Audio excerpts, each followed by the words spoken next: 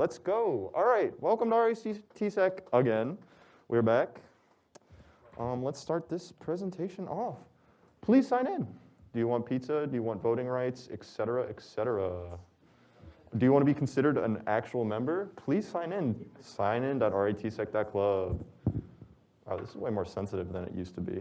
That's crazy. Give you a second there. All right, next slide. Announcements, this week's announcements. If you haven't joined the Discord, join the Discord. This is where we post announcements during the week and other stuff like links for stuff you will see today. We have a calendar. This is where you can see when all the interest groups meet, when our events are happening, what's happening. It's good to check it, add it if you want to.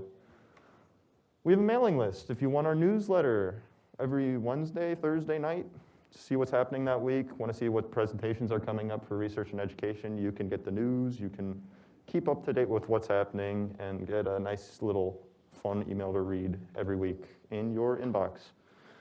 All right, we have Career Fair Eve coming up. We have two different sections. We have one section online on Monday, 6 to 8. This will be a Zoom link. We will be providing that in the Discord. And then we have a second in-person one. This will be right here in this room, Tuesday, 6 to 8. This is next week, so this coming week. We will release who the sponsors will be soon. We are not ready to announce that yet, but there will be people coming for both, so show up to both. But yeah, so keep your eye out for that. We will post announcements once we have the Zoom link and the sponsors and all that. Cool. We have some IRSec announcements for those who are competing. We have a photo release. So I think that was posted in the Discord, or it was sent to you via email? It will be posted on the IRSec Discord server as well. If you haven't submitted your resume to Jason or IRSec people, please do that. You will not be allowed to compete without that. If you are competing on the blue team, please submit your resume. Also, what is it? There is an entry fee at the door for teams. Is it $10 per person in cash? So make sure you bring that. I'm sure we can help you with that if you can't pay it or something like that. But if you are competing on the blue team, just keep in mind all these three things: photo release, submit your resume, and there will be a $10 fee at the door. We have no meeting next week because of IRSec, so do not show up to this room at 12 o'clock because we will not be here. We need to do IRSec things, so yay for that. A-board signups. If you are interested in helping on the A-board, helping run the club, parts of the club, we have two different positions. We have the web admin.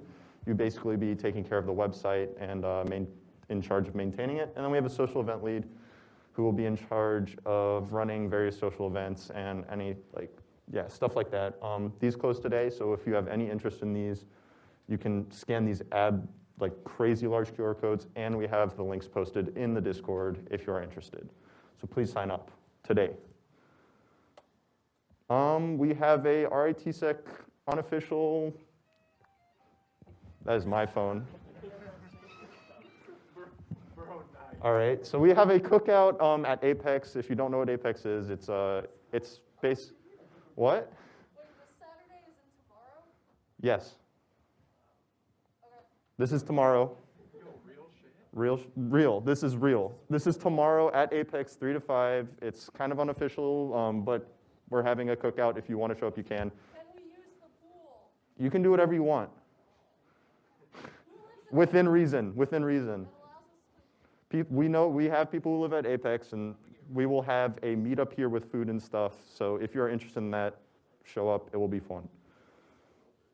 All right, cool. Cookout, yes, tomorrow, 3 to 5. Be there.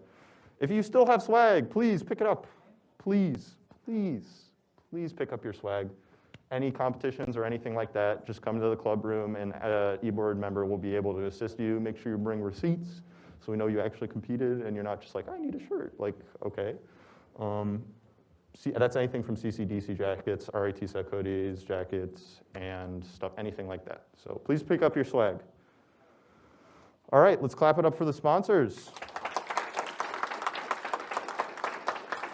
We have some new sponsors as well. Yay. Clap that up, I guess. We love our sponsors. They help us do what we want. They give us the resources we need to run competitions and put on this meeting every week. So we love our sponsors. Social media. We have social media. So if you want to follow that, you can. Hopefully that will get some ag to me soon.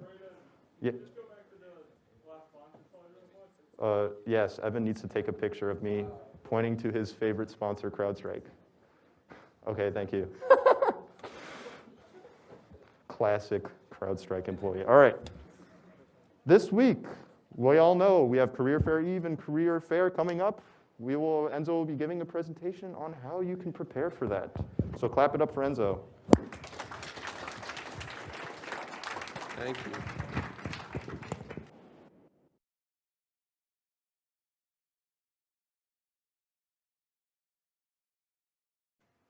Nice. Okay, cool. The no mask. Alrighty, cool. So Career Fair is coming up next week. RIT holds a very large event, and a lot of sponsors come to that. And this is just sort of to prepare you guys. And we also have Career Fair Eve, which is just RIT Sec sponsors. So we're going to prepare you through like the interview stuff, resume stuff, all that. We're going to go over it all today. So this is what we're going to go over. We're going to go over resumes. We're going to go over your online presence, so like your websites, anything, your social media, anything that someone might see when they Google you. Your game plan for when you're doing an interview or approaching a sponsor or approaching anyone really that might be able to give you a job. We're going to go over Career Fair and Career Fair Eve, and then we're going to go over the interview process. So first thing, resume. This is what sort of defines you. This is what recruiters see first. So it usually follows a common structure. Obviously, you can do give and take here. If you don't have a volunteer section, that's okay. If you wanted to shift some things around, that's all right too. But generally, you want it to follow this structure. So you start off with your objective, then you have your education, RIT. You go into your work experience. This is all the work you've done in the past. And then you have skills, activities, projects, blah, blah, blah, blah, blah. We're going to go over each one. So your objective is just sort of the purpose of the resume. What are you doing? Why are you submitting this resume to a recruiter? So it's very simple. You do not have to give it some lengthy, like I've seen some lengthy objectives / summaries. It's like they tell their entire life story just up there. It's like a recruiter does not want to see that. If they see that, they're going to throw your resume away. So just make it short and simple. That's what you want. So this one right here, this is just like, I'm seeking an internship or a co-op full-time position work focused on computing security beginning summer 2021. Simple as that, or 2022 actually, it would be. No fluff needed. The next section is your education section. So this is your college experience, anything like that. Usually you would put things like certifications in here as well. I feel like that would be a good section to put that in. Unless you have a lot of certs, then you might want to have a certification section. But usually you put your degree, so BS, computing security, and then the year you're graduating, so the expected year you're graduating. If you have a minor as well, I know a lot of people do minors on the side, minor in mathematics, something like that, put that on there. And also, always put your GPA on there. Even if it's horrendous, put your GPA on there. They will end up asking about it anyway, and it might seem like you're trying to hide things, which is not good. So just put your GPA on there. And usually, if you have a bad GPA, but you have a lot of projects to back up your stuff, you should be fine. GPA is not everything. You are not a number, so check that out.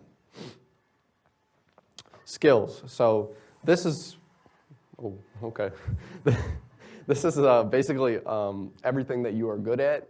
You're basically ordering what you know most to what you know least. And I'll show you guys my resume later.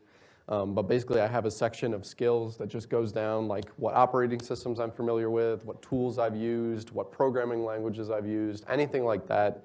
And if you list any of these things, assume that you will be asked on them, like fully. If I put... I don't know, something about, Active Directory or something. I better be able to explain, what Active Directory is. If you just you set it up once in a lab and then you don't actually know what it is and then you're put on the spot, You don't want that. You want to make sure you fully know your resume before you go into an interview or anything like that. They will ask you, because your resume is sort of a prompt for the recruiters. They're kind of going off that and be like, okay, let's ask about this stuff. So assume you will be asked. So work experience, this is the next section. So this is all your past experience, whether that be, a job at a convenience store or a, security clearance, fancy co-op. It doesn't really matter. You want to put your experience on there. And I've seen some people with they have not been on a co-op before, and they're like, okay, well, I've worked other jobs before, but I don't want to put those jobs on my resume because it takes away from security or whatever. Put your work experience on there. Even if you are working a job like you're working at Target or something, it shows you can show up on time. You can have, yes, I worked at Target. It was on my resume for a while. Show up on time, you can have responsibilities and that sort of thing. You can sort of just go off that. So it shows that you have some experience and you're not just know nothing, that sort of thing. Failed to detect speaker. Okay, weird. So when you're describing your work experience, you don't want to use I was an engineer that did this, blah, blah, blah, blah. You want to use these sort of phrasings and wordings. So you collaborated with a team, you contributed to a project, you demonstrated leadership, that sort of way. You want to use those types of keywords because those make you stand out. In your descriptions as well, and I'll show you this as well on my resume, for one of my first co-op, I worked with a bunch of software monitoring tools. So literally what I did was I collaborated with my team and worked on these tools and developed something for that. So name the tools and stuff that you use because those will be prompts as well, and it shows that you can use corporate software and that sort of thing. So the next one is all your activities, your projects, competitions, conferences, and volunteering stuff. This is a lot of your RIT-Sec stuff. The number one thing I see is people will just put RIT-Sec member on it, no description whatsoever, just super vague, and literally that tells the recruiter absolutely nothing. It tells them that you're probably just putting that on there to add stuff to your resume. So add a little description. It doesn't have to be anything fancy. Just add something saying how you contribute to this group or what you have done at this group. And also, don't forget to sort of give a little context of what something is. And I'll show you this in a section later. Bye, Evan. If you put RIT-Sec on your resume, they don't know what that is. If you put women in cybersecurity on there, they don't know what that stands for. So just explain that, give a little context as to what you're doing outside in these projects and activities. So here's my resume from some time. I don't remember. Oh yeah, this is relatively recent. It has some black bars on it for IRSec. But yeah, as you can see here, this is what I was talking about earlier. So for the principal financial group, this was my first co-op. And you could say I developed tools for the security engineering team, and then I name dropped a bunch of cloud providers because that's good for the the automated resume. Oh, this is another thing, okay. So every time you submit a resume, it will go through a keyword scanner before it gets to a recruiter. So if you don't have keywords on your resume that sort of ping that thing, and if you don't make the cut on that, then they will just dump your resume before even looking at it. Another story I have with that is I've gone into interviews before, and I didn't have Wireshark on my resume, and I had gotten into interviews, and they're like, have you ever heard of this tool called Wireshark before? And I was like, I thought that was given. Of course I have. So put that stuff on your resume, otherwise they might not think you know what that is. So yes, moving on. So, another thing that you can do if you want to, obviously mine is not perfect up there, but a lot of people like to put relevant coursework on it. So any courses that are related to what you're searching for, the position, say you're looking for a research position, you can show that you've done an independent study. Or if it's a networking security position, put a bunch of those networking classes on there. You can change your resume per posting. You don't have to have a set resume. This is just like my default, I guess. I change it if I need to. Going on the side here, I have like all the skills and stuff. So this is all the keywords, the things that I've used, tools, that sort of thing. Not perfect, like I said, but just make sure you know everything on this list because you will be asked about it. Additionally, like I said down here, activities, just have like, if I just put RITSEC down there, like just have a little bit of context of what you're doing at that group. Same thing for most of this stuff. Just add some sentences. A lot of people like to use bullet points too. I didn't think it fit my resume very well, so I didn't use it, but I kept everything short and sweet. You don't want to go on long tangents and just rant about your projects.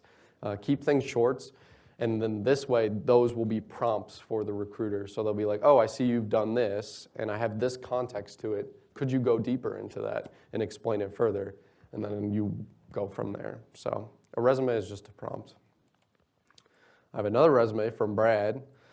So he follows a similar format as well. So you have your objective on the top, everything here, you know, you got your education, experience, and then all your activities and stuff. So as you can see, he follows the format of like dashes / bullet points. So he keeps everything, you know, short and sweet on everything. You don't want to go too much text for everything. Another thing is for resumes, you want to have your most recent items at the top of each section. So for your work experience, like say this might have been more relevant to the position, you want your most recent positions going down and your most recent, Brad didn't do that here, but you want to swap these two. So this is a part of a resume from a couple years ago by a certain individual. So there's some things that this was on his resume, and it's a little imperfect here. So does anybody have any pointers as to what is wrong in this sentence? Shoot. Correct. Yeah.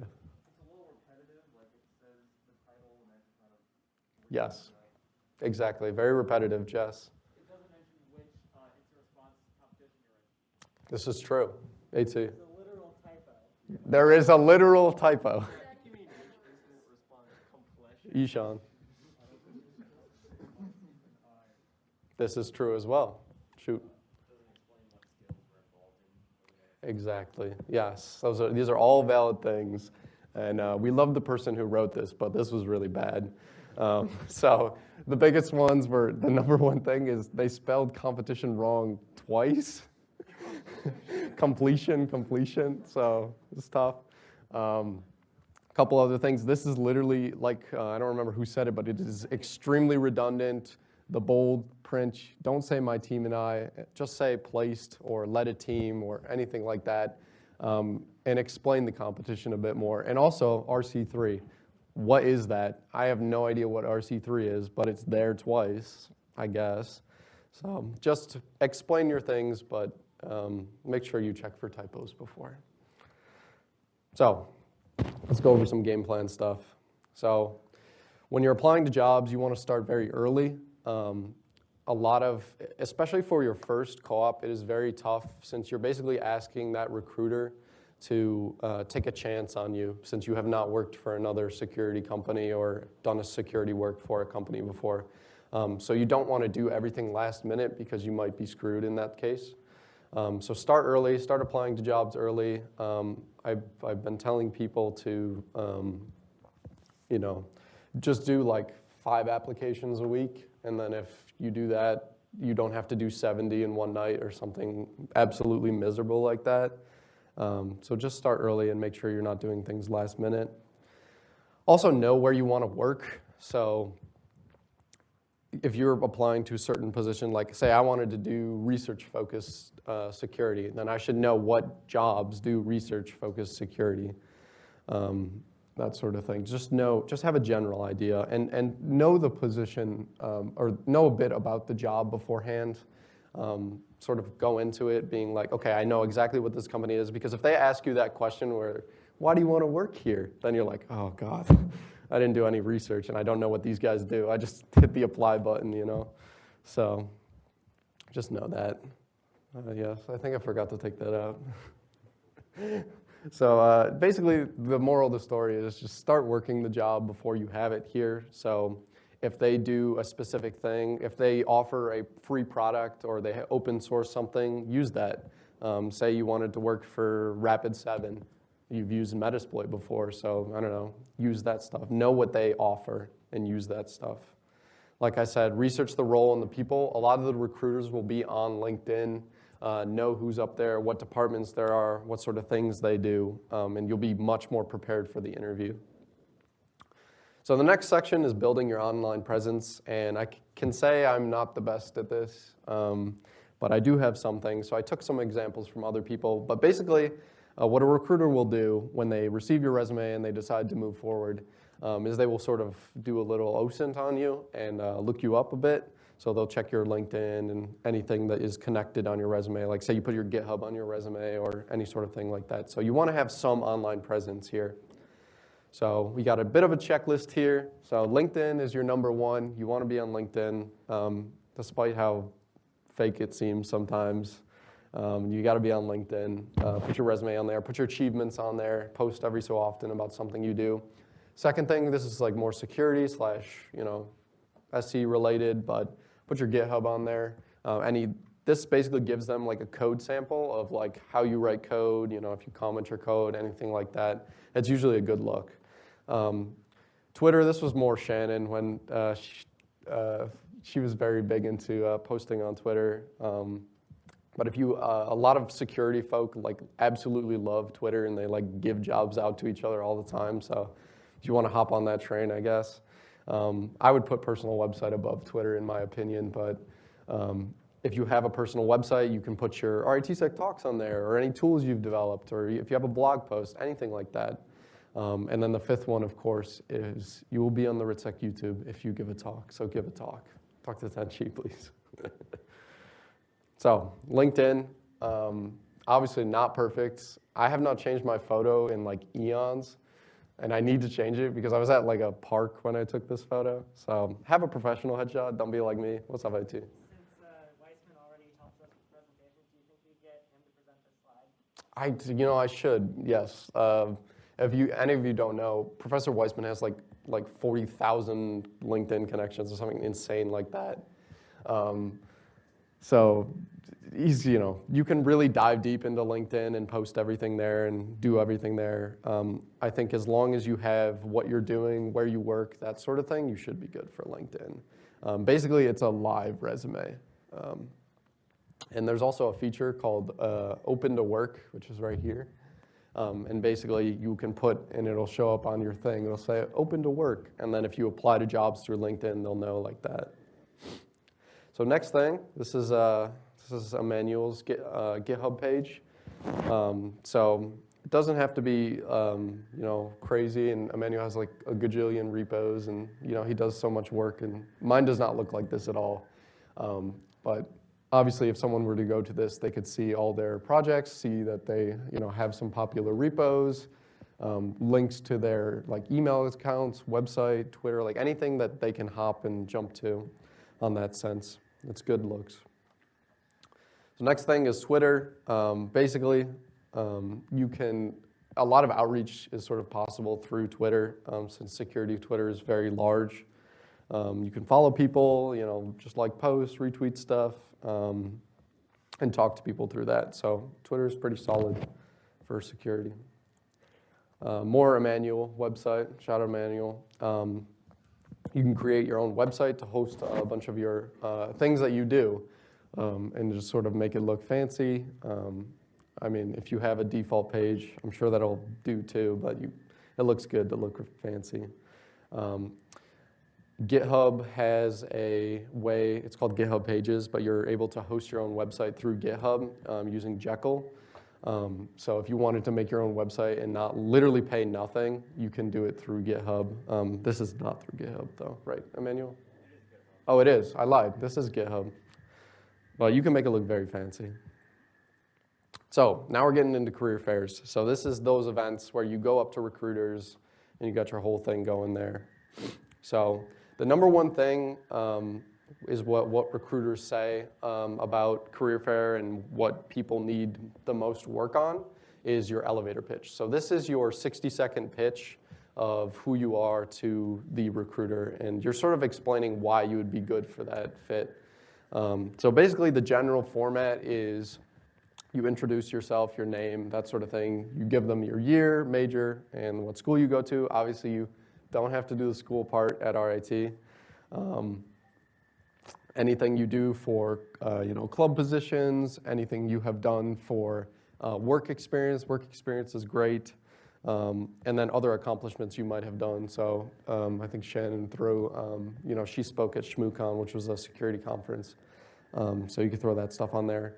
Additionally, if you're like sort of running short, you're talking fast, you can throw some in my free time stuff in there as well, just to show that you're not completely like a brick and you do other things outside of security, unlike me. And then, of course, why are you here today? Why would you be good for the position? That sort of thing. You're just sort of hitting them with the final why. And there's a final point, too, is just a closer. So just close it relatively cleanly. And don't just leave it hanging awkwardly. Like, that's why I should be good. And then just leave it. So I forgot to take the word virtual out of this one. But this is some career fair tips. So basically your pitch, you're just going to recycle every single time to every recruiter. So you get really good at it. So what I did for my first career fair is I picked some companies that I had no interest of working at and then went up to them, practiced my elevator pitch, and sort of got comfortable first before I started pitching to the companies I actually wanted to work for. So that's a tip that I would give you there.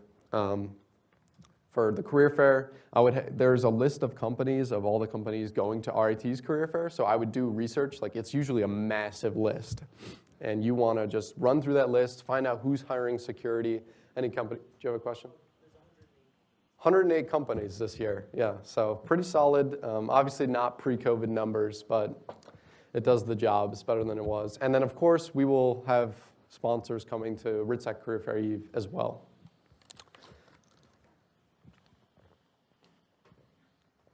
So once you've picked out those companies that you want to go to, do a little research on those companies. Like I was saying earlier, know what they do, that sort of thing. Know who you might be talking to. You can do a little LinkedIn snooping if you got a name, see what they're looking for. I guess you can find similarities or anything like that.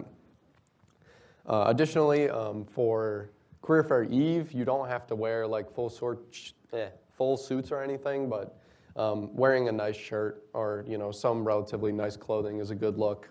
For the actual career fair, I would recommend you wear a suit or something very business professional there. So just look relatively nice. There's always someone at career fair that's wearing jean shorts and sandals or something like that, and you're like, oh man. So, and then of course if you're virtual, so we do have a virtual career fair Eve. Turn your camera on, please. Do not do the thing where you keep your camera off. That's just rude. You will not get a job like that. So next step. You've passed all this stuff, now you have an interview coming up. So let's go over interview stuff. So you want to prepare some of the things that you'll be talking about. Often you'll be talking about the work that you have done beyond anything else. So this will be the projects you've done at your jobs or the projects that you've done at RITSEC or anything in your free time like that. So there's a couple things you want to go over. You basically want to have this sort of outline for each project. So you want to have the challenges that you encountered in the project. Like I was coding this part, and then this didn't work at all, and then I had to rewrite the whole thing, that sort of thing. You want to put your mistakes and failures in there. This is good. This shows learning. It's okay to make mistakes. It's okay to fail. Obviously, you're putting the project on there as something you learned from, so that's good. You can talk about what you enjoyed, and then a recruiter might be able to pull that and be like, oh, okay, so they might enjoy X at this company. Projects show sort of leadership and taking the initiative as well, which is a great look. Recruiters love to see that sort of thing. conflicts is the same as challenges. And another thing is what you might have done differently for approaching your project. So I think I said in one of my interviews, I was like, I had worked on a project for my first co-op, and I came into it, and I was like, okay, I just like hopped right into the code, and I didn't really plan beforehand, or basically something like that.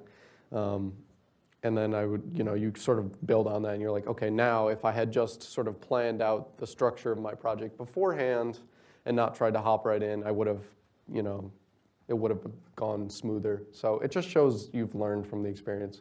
And you don't have to have all this stuff. Just keep it, hit a couple bullet points, and you should be good on your projects. So behavioral questions, these are the ones that sort of are asking about your personality, who you are, that sort of thing.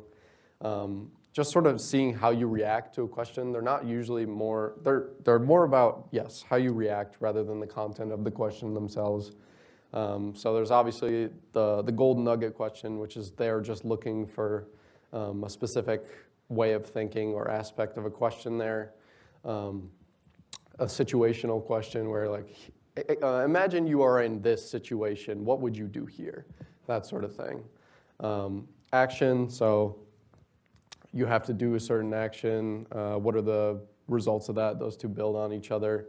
And then additionally, what this thing says about you. So a lot of behavioral questions. These ones are kind of tough because there's no really like defined answer for these. They're just trying to see how you sort of think on these. So moving on.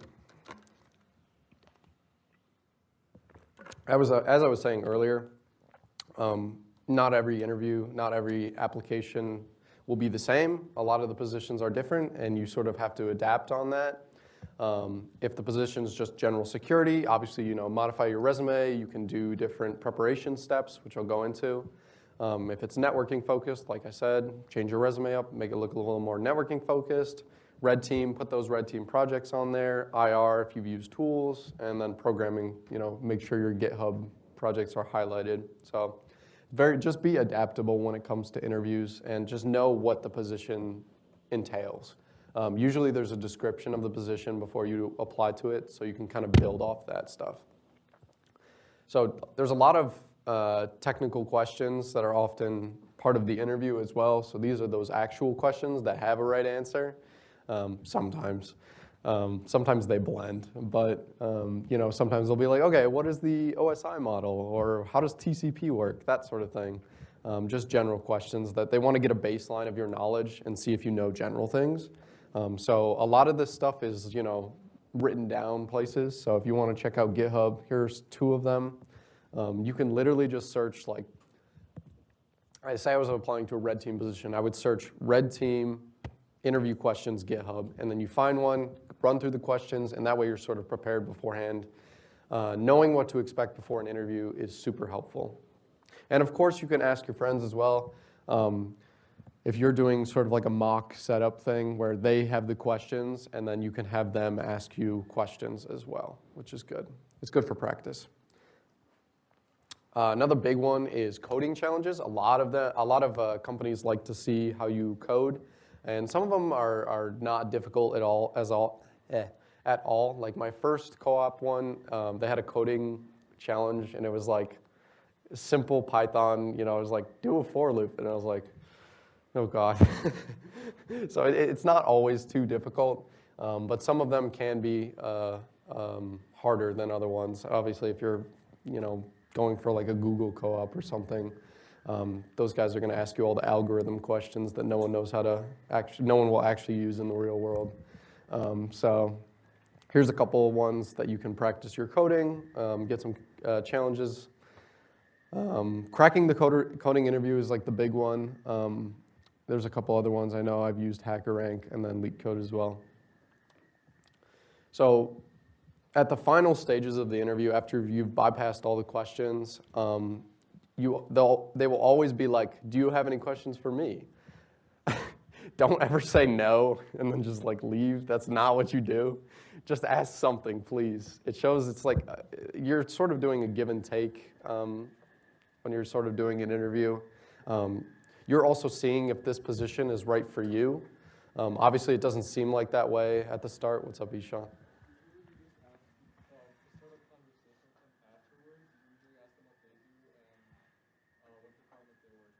Yeah, yeah. So yeah, that sort of thing as well. You can ask them, those questions. Although these are like technically a little different since these are still part of the interview. But basically, as I was saying, the interview is sort of like you are determining you would like to work for this company as well. So use this as your way of asking them questions. Obviously, like if you ask, okay, what does an average intern day look like? And they're like, oh yeah, you'll be running around delivering coffee and printing out pages. You're like, oh, okay, well, I'll see you later, I guess. So you can ask a bunch of these questions. This is not an end-all be-all list. But if you just want to go from a couple of these, like you were asking the recruiter, why did they pick this company? Why have they stayed here for 20 years? What the average day looks like I was saying. Favorite projects they've worked on. This is a big one. What projects have interns worked on in the past?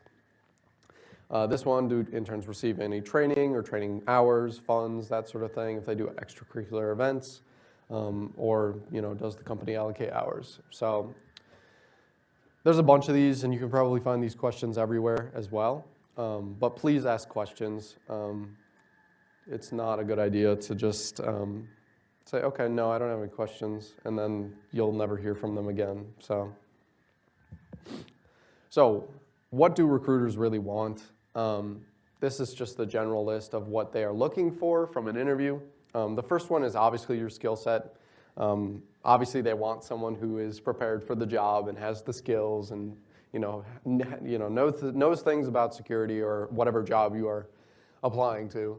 But that's only the first thing. There are much more things involved. Obviously, they want to see that you are passionate, you have confidence, you have an ability to learn. So the passion thing, say those personal projects that you've worked on, that shows that you're doing things outside of security or beyond your classroom. Projects. Ability to learn, say you explain a project and you're like, I failed in this section, but now I know this.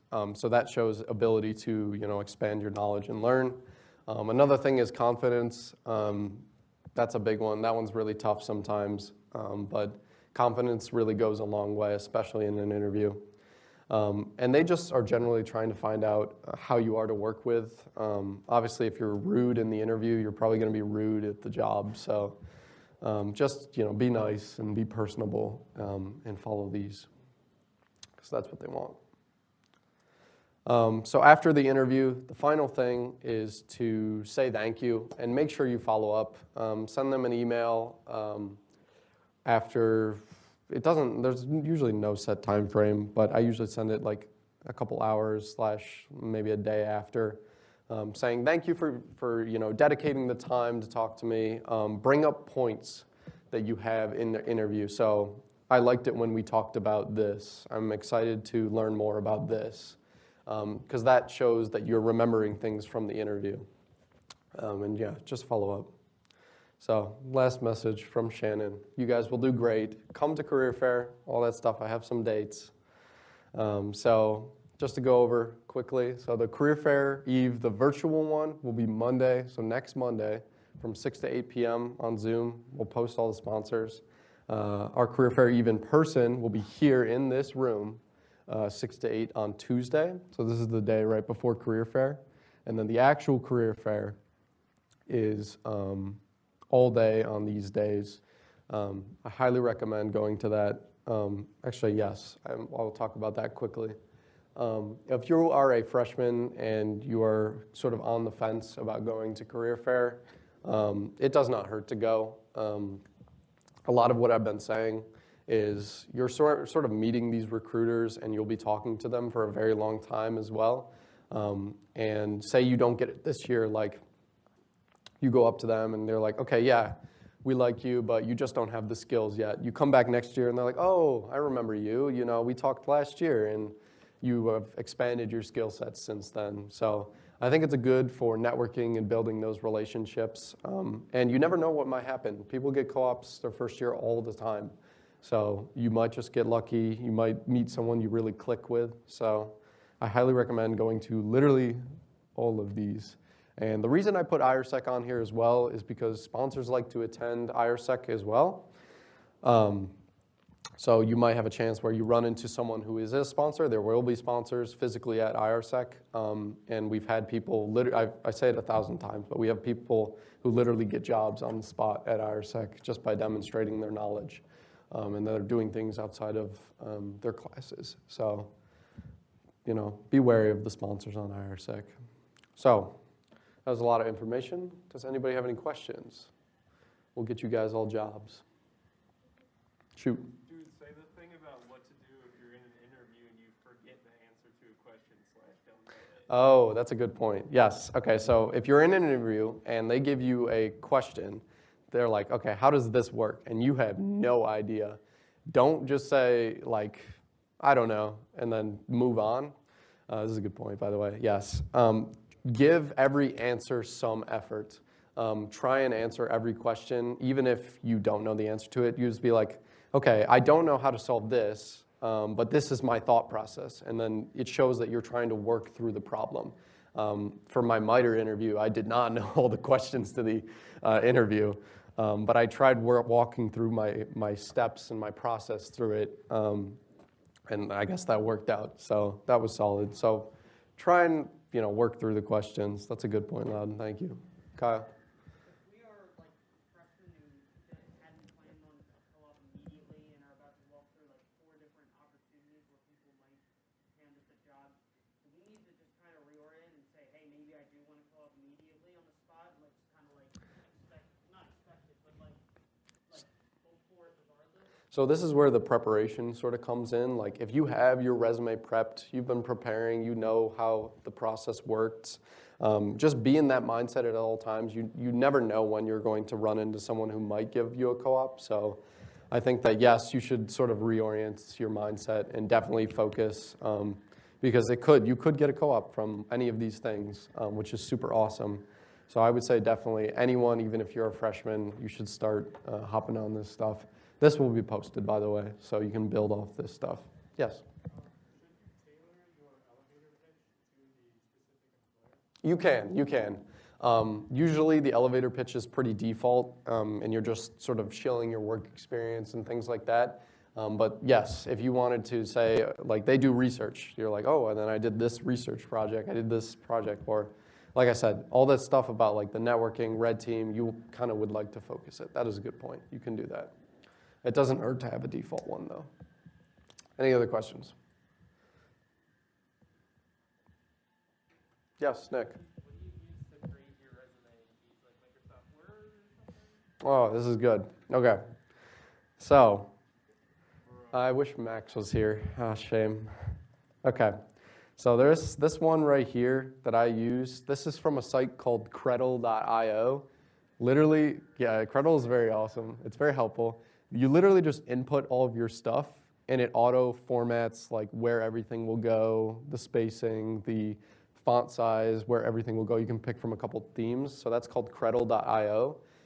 You can do it in Microsoft Word. It doesn't hurt to really, I don't know. Like as long as your resume looks solid and has the points on it, it should be okay. You can make it look as fancy or not, or as not fancy as you want it to. So Microsoft Word is fine too. And then if you're very special, and I wish Max was here because he has a one, you can do it in LaTeX, which is yes. You can literally, it's like you're coding your own resume. I wish I could share the screen. We could. We'll have people come around you after. So come to Philo after if you want to see LaTeX. You literally are like coding where everything will go, so it's like the perfect resume. It's a programming language primarily used for writing hard science papers and papers for scientific journals, but I'm making my resume in because I hate myself. Yes. So yeah, also you can check out Philo's. If Max, the tech lead, if he is back by now, he literally finished his yesterday, and it is like mint. Like it looks so good. So check that out if you want to learn that stuff. Any other questions? That was a good one. Yes? How many paper copies of your resume do you have? What was that? How many paper copies of the resume do you have? Oh, great question. Yes. I would honestly have 20 or 30 printed out, just prepared. And then if you have color on your resume, you want to print color as well.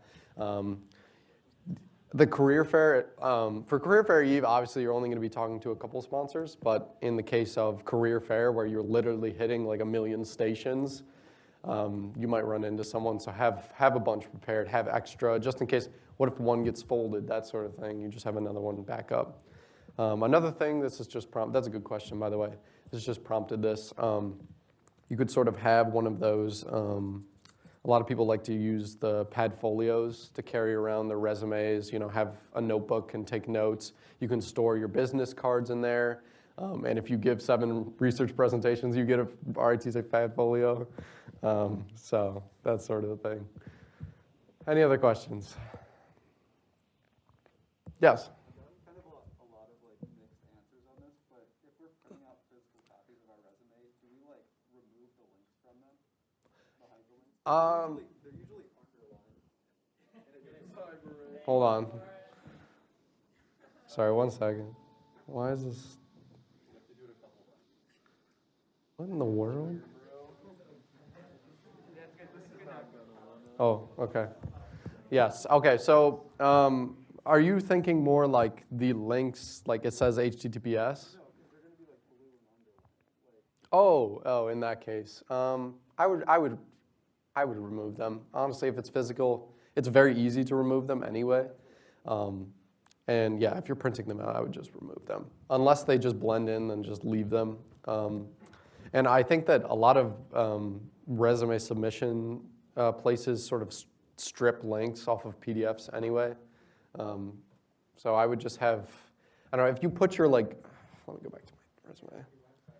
Yeah, if you have your website or your resume, like I have my GitHub like right there, then they can literally just go to my GitHub and then see my projects, that sort of thing. And then you would say that during the resume too. You're like, here's my GitHub. So yes. Good questions. Yes? Do I attend both virtual and physical career? You should. Yes. What's the career fair? Career Fair Eve? So yes. So attend both of them because different sponsors will be at both of them. And then Career Fair Eve, so the virtual one will be next Monday from 6 to 8 p.m. on Zoom. We'll post the Zoom link. And then the in-person one will be in this room from 6 to 8 p.m. on Tuesday. Good question. Questions? All right, cool. Awesome. Thank you, guys.